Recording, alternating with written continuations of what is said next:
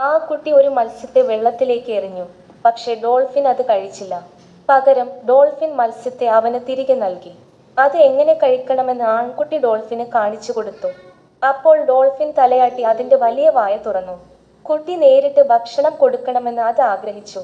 ആ കുട്ടി അല്പം പേടിച്ചു, പക്ഷേ ശ്രദ്ധാപൂർവം കൈനീട്ടി. മത്സ്യം കഴിച്ചതിന് ശേഷം ഡോൾഫിൻ സന്തോഷത്തോടെ വെള്ളം തളിച്ചു. തുടർന്ന് ആ കുട്ടി ഡോൾഫിന്റെ മൂക്കിൽ തൊടാൻ ശ്രമിച്ചു. ഡോൾഫിൻ തനിയെ അടുത്തേക്ക് വന്നു. ആ കുട്ടി പോകാൻ തുടങ്ങിയപ്പോൾ ഡോൾഫിൻ അവനെ പിന്തുടരാൻ തുടങ്ങി.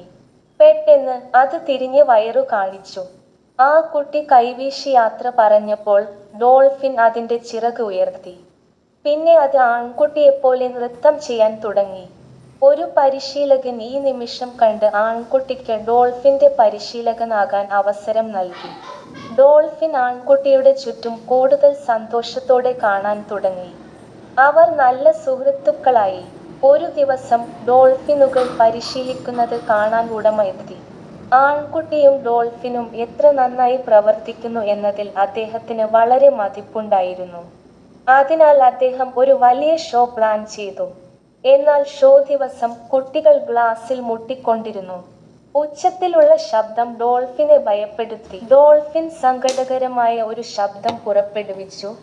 ഷോ നിർത്താൻ ആൺകുട്ടിയോട് അപേക്ഷിക്കുന്നതുപോലെ വെള്ളത്തിലേക്ക് പോയപ്പോൾ കുട്ടികൾ ഗ്ലാസിൽ കൂടുതൽ ഉച്ചത്തിൽ ഇടിച്ചു. ദേഷ്യത്തോടെ ഡോൾഫിൻ ഗ്ലാസിലേക്ക് ഇടിച്ചു. ജനക്കൂട്ടം പരിഭ്രാന്തരായി. ഉടമ തന്റെ സഹായിയെ പരിശോധിക്കാൻ അയച്ചു. സ്ക്രൂകളിൽ ഒന്ന് അയഞ്ഞിരിക്കുന്നതായി അവർ കണ്ടെത്തി. പക്ഷേ അത് ശരിയാക്കുന്നതിനുപകരം ചിലർ സ്ക്രൂകൾ നീക്കം ചെയ്യുന്നത് കണ്ടു. അവർ പോയതിനു ശേഷം കുട്ടി ബേസ്മെന്റിലേക്ക് പോയി. വെള്ളം വേഗത്തിൽ ഒഴുകുന്നുണ്ടായിരുന്നു. അയാൾ ഗാർഡിന്റെ ജനലിൽ മുട്ടി. പക്ഷേ വെള്ളത്തിന്റെ ശബ്ദം വളരെ ഉച്ചത്തിലായിരുന്നു. ആരെങ്കിലും ഡോൾഫിനെ ഉപദ്രവിക്കാൻ ആഗ്രഹിക്കുന്നുവെന്ന് വ്യക്തമായിരുന്നു. കാരണം അവൾക്ക് എന്തെങ്കിലും സംഭവിച്ചാൽ ഉടമയ്ക്ക് വലിയൊരു ഇൻഷുറൻസ് തുക ലഭിക്കും. ഡോൾഫിനെ കടലിലേക്ക് തിരികെ വിടാൻ ആൺകുട്ടി നിർദ്ദേശിച്ചു.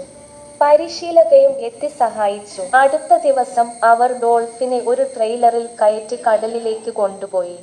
എന്നിട്ട് അവർ അവളെ വിട്ടയച്ചു. എല്ലാവരും പുഞ്ചിരിച്ചു.